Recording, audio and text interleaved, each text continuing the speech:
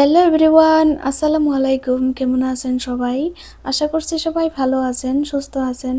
আলহামদুলিল্লাহ, আমরাও বেশ ভালোই আছি। আমার নতুন একটি ব্লগে আপনাদের সবাইকে অনেক অনেক ওয়েলকাম। আসতে যত খুশি, যেতে কিন্তু ততটাই কষ্টের। চলুন শুরু করি বাড়ি থেকে সাউথ আফ্রিকায় ফেরার গল্প। আগের ব্লগগুলোতে আপনারা তো দেখছেন আমরা সাউথ আফ্রিকা থেকে 1 মাসের ছুটিতে ইন্ডিয়া আসছি। দেখতে দেখতে 1 মাস কিভাবে কেটে গেল কিছুই বুঝতে পারলাম না। ছুটি শেষ, আজকে সেই দিনটা আমরা চলে যাচ্ছি সাউথ আফ্রিকার উদ্দেশ্যে। নিজের বাড়ি, নিজেদের গ্রাম আর মা বাবাকে ছেড়ে এত দূরে যেতে অনেকটাই কষ্ট লাগে। মন খারাপ লাগলেও কিছু করার নেই। বাস্তবকে মেনে নিয়ে সামনের দিকে এগিয়ে যেতেই হবে। তো এখন আমরা বাড়ি থেকে বেরিয়ে এয়ারপোর্টের দিকে যাচ্ছি।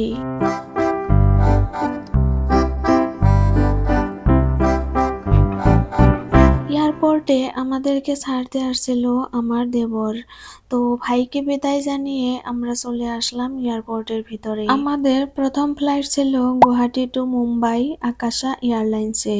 এখন আমাদের চেকিং করাতে হবে, লাগেজ জমা করানো আর বোর্ডিং পাস সব কাজ শেষ করেই আমরা আমাদের গেটে চলে আসলাম। গুয়াহাটি থেকে আমাদের ফ্লাইট ছিল বিকাল 5:30টায়।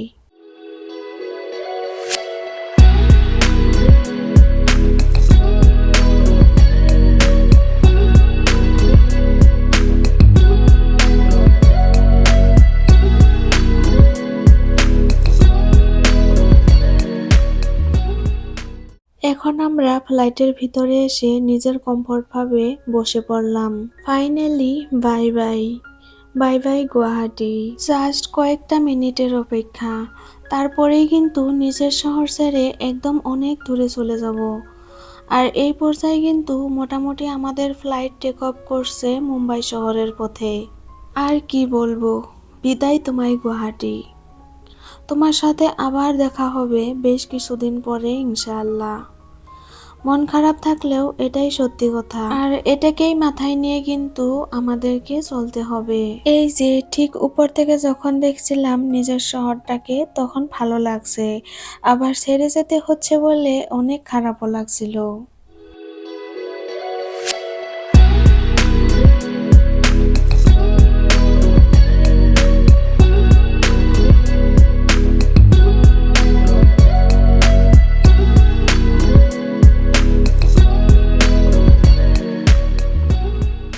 এখন আমাদের মিল চলে আসলো।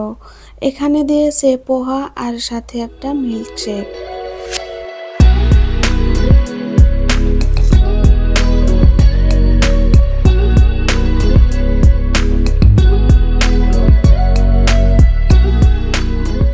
খেয়ে অল্প রেস্ট করছিলাম, তো মোটামুটি ঘুম নেই। চোখ লাগতে লাগতে কিন্তু এসে পৌঁছে গেলাম আমরা মুম্বাই। তো চলো, ফ্লাইট তো ল্যান্ড করছে, এখন আগে ফ্লাইট থেকে বের হয়েই প্রথমে আমরা ব্যাগগুলো কালেক্ট করলাম।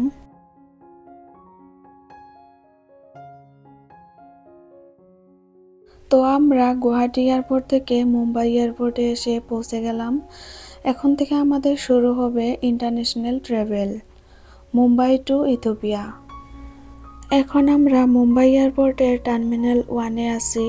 ইন্টারন্যাশনাল ট্রাভেলের জন্য টার্মিনাল 2-তে যেতে হবে আমাদের। মুম্বাই এয়ারপোর্টের টার্মিনাল 1-এ দেখেন কত সুন্দর করে সাজিয়েছে ক্রিসমাসের জন্য। এই বড় বড় লাগেজগুলোকে টেনে টেনে এই ট্রলিতে তোলাটাও কিন্তু খুবই কষ্টের একটা কাজ।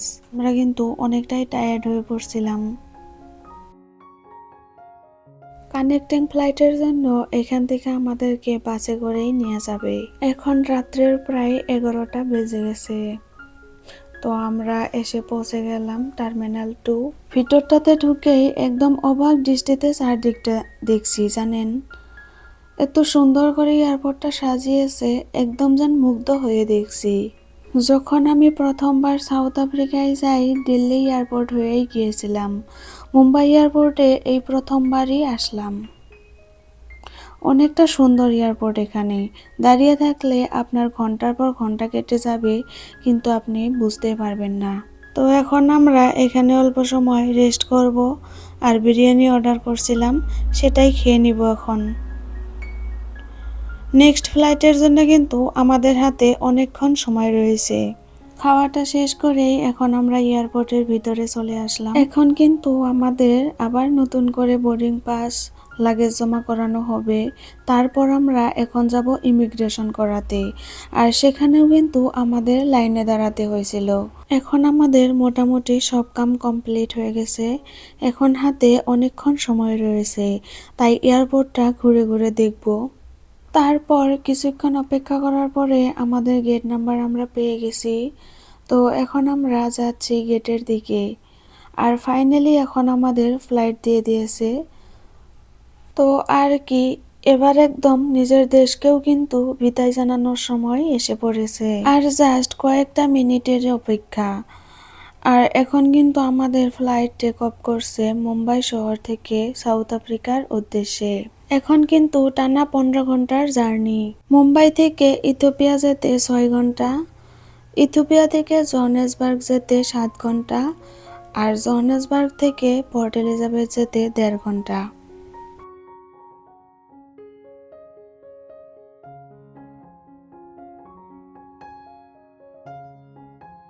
ফ্লাইটে ওঠার 1 ঘন্টা পরেই কিন্তু আমাদের মিল চলে আসছে।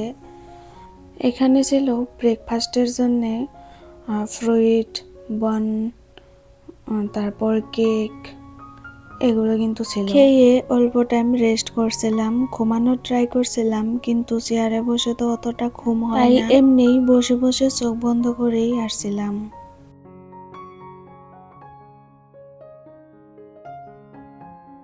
আর এখন সময় ছিল সকাল 4টে।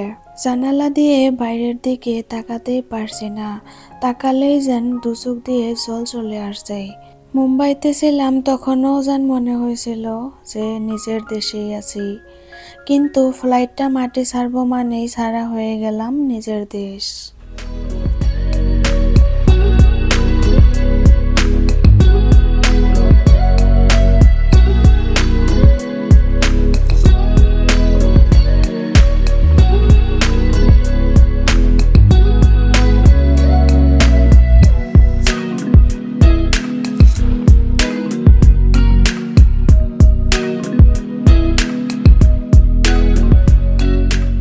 তো ফ্লাইট এখন ল্যান্ড করছে ইথিওপিয়া, আর এই যে দেখেন সব মানুষে বাহিরে নামার জন্য রেডি, সবাই দাঁড়িয়ে আছে।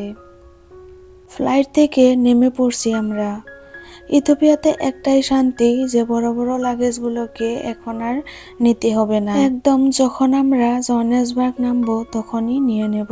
আর এখানে কিন্তু অল্প সময় নেই আমাদের, তাড়াতাড়ি করে সিকিউরিটি চেকিং করেই ফ্লাইটে বসে পড়তে হবে।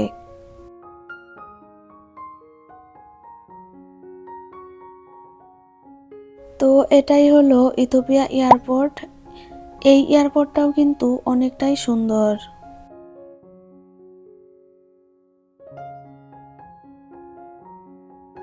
এই তো আমরা ফ্লাইটের ভিতরে এসে বসে পড়েছি।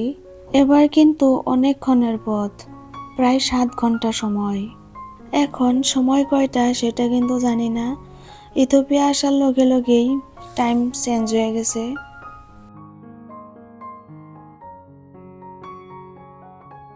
তো অল্প পরেই কিন্তু আমাদের মিল দিয়ে গেছে।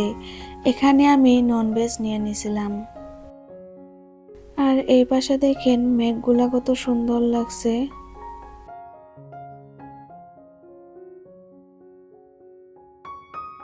এখন আমাদের ফ্লাইট ল্যান্ডিং করছে, জোহানেসবার্গে আমরা পৌঁছে গেলাম। এখন আমরা লাগেজ কালেক্ট করব, তারপর ইমিগ্রেশনের কাজ শেষ করে নেক্সট ফ্লাইটের জন্য চেকিং করালাম, ব্যাগেজ জমা করালাম। এখন আমরা পোর্ট এলিজাবেথের ফ্লাইটে এসে বসে পড়লাম। এই ফ্লাইটটা কিন্তু একদমই ছোট, আর এখানে দেখেন মেঘগুলা কত সুন্দর লাগতেছে।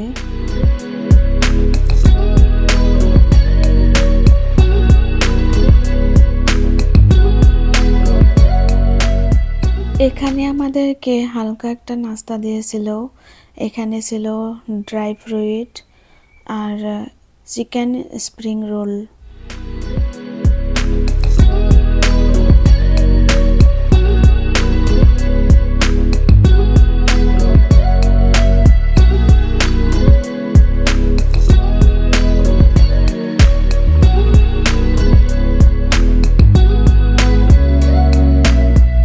এখানে দেখেন কত সুন্দর একটা ভিউ, সূর্যটা ডুবা ডুবা অবস্থা, আর ফ্লাইট থেকে সমুদ্রের ঢেউটা দেখেন।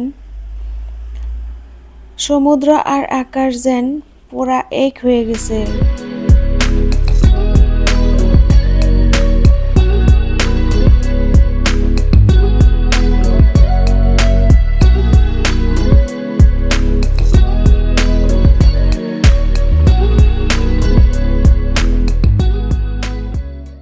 আমাদের ফ্লাইট ল্যান্ডিং করছে, এই তো আমরা নেমে পড়লাম ফ্লাইট থেকে। এখন আমরা আসলাম ব্যাগেজ কাউন্টারের দিকে, আর এই যে আমাদের লাগেজ চলে এসেছে। লাগেজ কালেক্ট করলাম, তারপর এয়ারপোর্ট থেকে বাইরে চলে আসলাম। বাইরে এসেই দেখি আমাদের কোম্পানির গাড়ি নিয়েই ড্রাইভার ওয়েট করতেছে।